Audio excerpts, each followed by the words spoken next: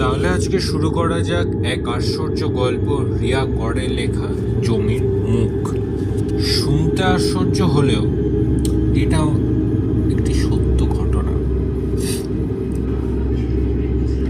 রিয়া নতুন গ্রামে ফিল্ড ওয়ার্কে গিয়েছিল রিসার্চের জন্য। গ্রামের পাশের জমিতে রাত্রি নামার পর কেউ পা ফেলে না, কারণ জমি নাকি জ্যান্ত। সে হেসেছিল। এটা কখনো হতে পারে? জমি কখনো জ্যান্ত হতে পারে? কখনোই হতে পারে না। রিয়া এটা বোঝবার মেয়ে নয়, কারণ সে এসবে বিশ্বাসই করত না। একদিন রাতের বেলায় সেই ব্যাপারটা দেখবার জন্য হাতে টর্চ আর রেকর্ডার নিয়ে বেরিয়ে পড়ে জমির উদ্দেশ্যে।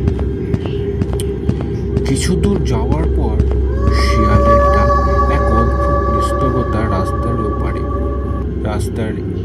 ওপারে জমিটা রয়েছে। হঠাৎ গা ছমছমে ঠান্ডা বাতাস বয়ে চলেছে, মাটি যেন নড়ছে নিচে।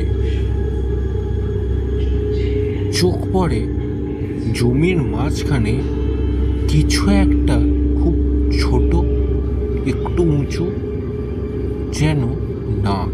হ্যাঁ, সত্যি ওটা নাক। সে সামনে এগোতে মাটি নড়ে ওঠে আর একটা চোখ খুলে গেল মাটির নিচ থেকে।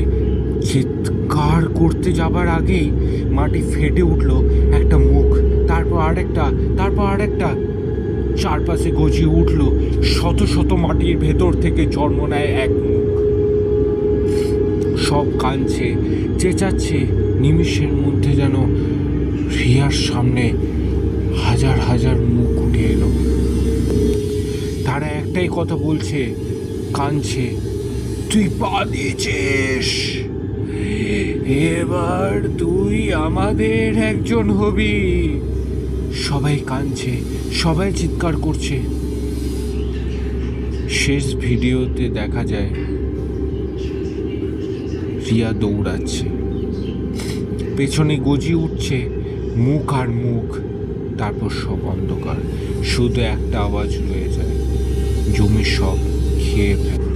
ওই ঘটনার পর থেকে গ্রামের মানুষরা ওই পথ দিয়ে যাতায়াত আর ওই জমিতে চাষ করাই বন্ধ করে দেয়। গল্পটা ভালো লাগলে প্লিজ চ্যানেলকে আপনারা সাবস্ক্রাইব করে দেবেন, কমেন্ট করবেন।